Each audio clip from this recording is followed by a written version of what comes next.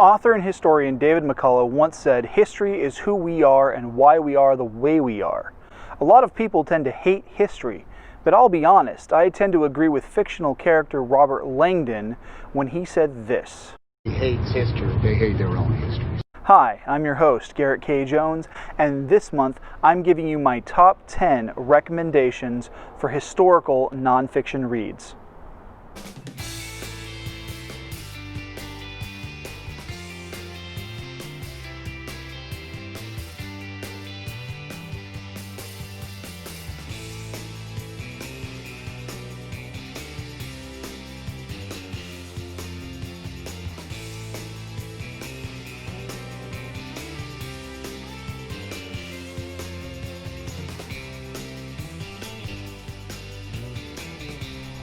Happy Saturday, everyone. I'm 7 days into No Shave November.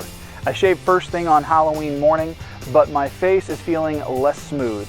It's definitely hitting that scratchy, itchy part where my neck and face feel a bit like sandpaper.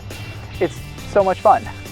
I'm curious who the major donor is going to be because whoever donates the largest amount by the end of November gets to decide what I do with the facial hair when the month is out. Now, if you're interested in being a donor, please make sure to click on the link down in the description box. It's a pretty easy process and it's actually a worthy cause, so please, I would like your help. Other ways to be supportive include becoming a patron on Patreon and buying merch from my store on Teespring. Those links are also down in the description box.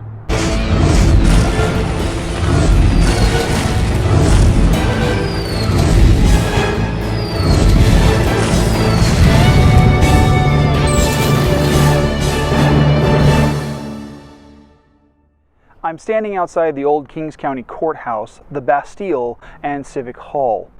It kind of reminds me of Back to the Future, but I figured I'd get out of the studio, get some sun, and hell, downtown Hanford is really beautiful because there's history here.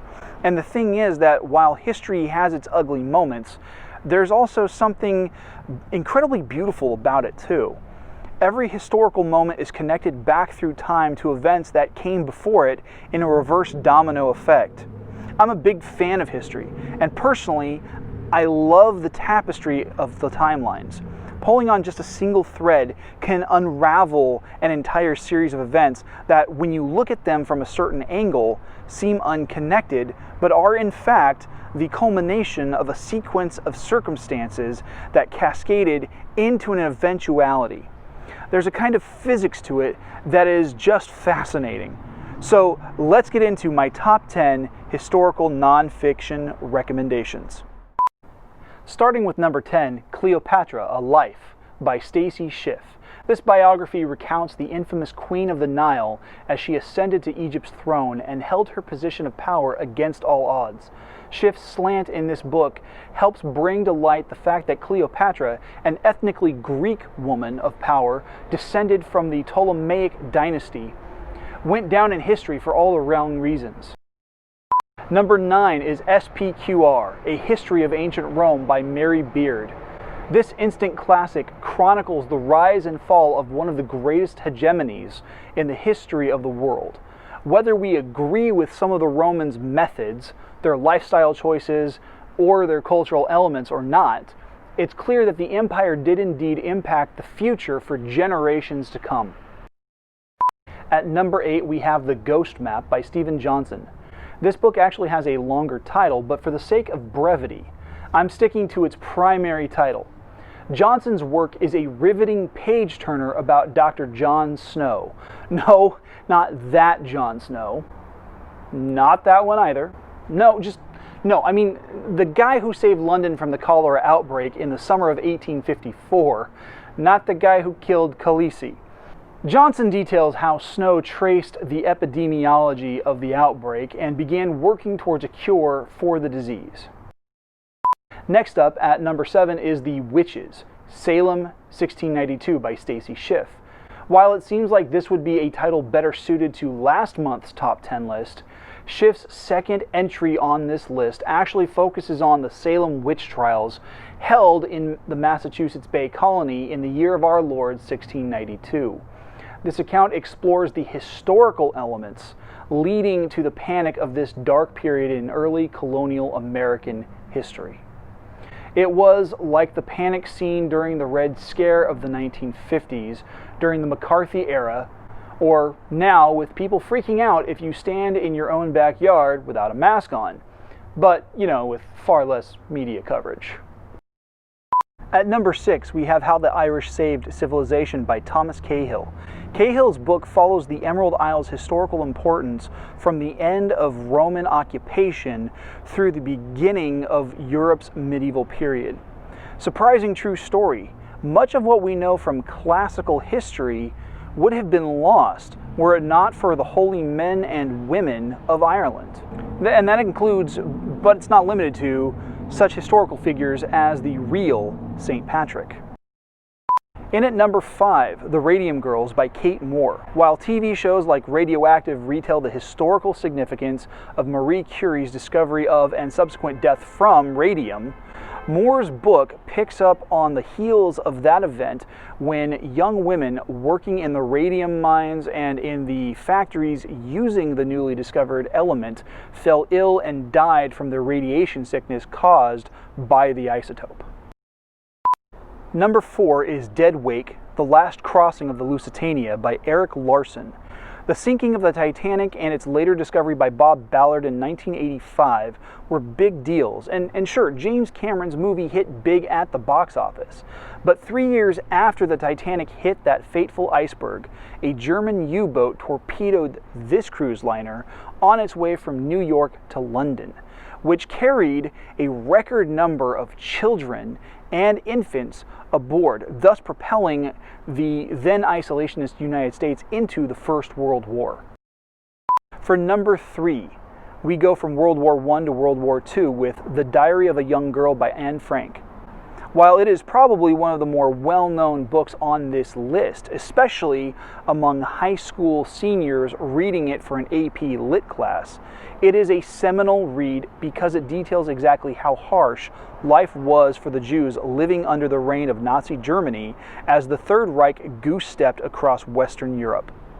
Personally, between this book and my visit to both the Peace Memorial Museum in Hiroshima and the Museum of Tolerance in Los Angeles, I hope to God that we never enter another World War again.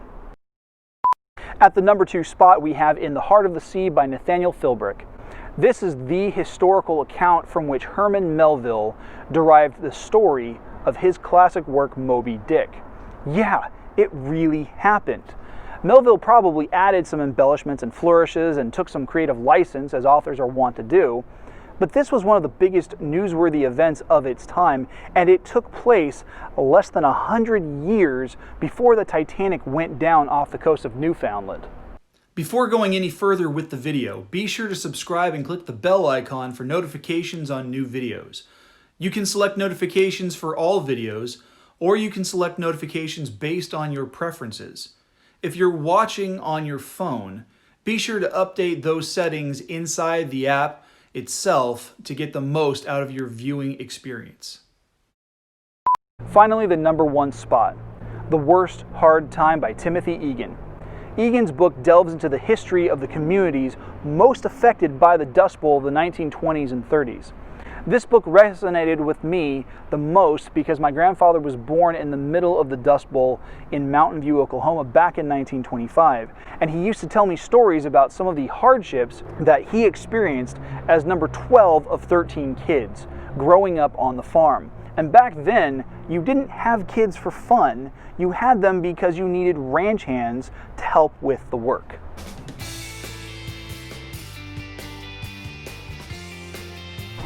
Hey, thanks for watching.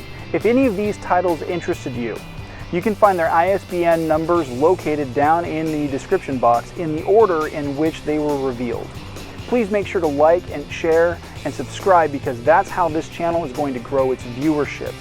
Now, if you're able to do so, please consider becoming a channel supporter by going to patreon.com/GKJ Publishing, where you'll have access to 4 support tiers of $1, $3, $5, and $20.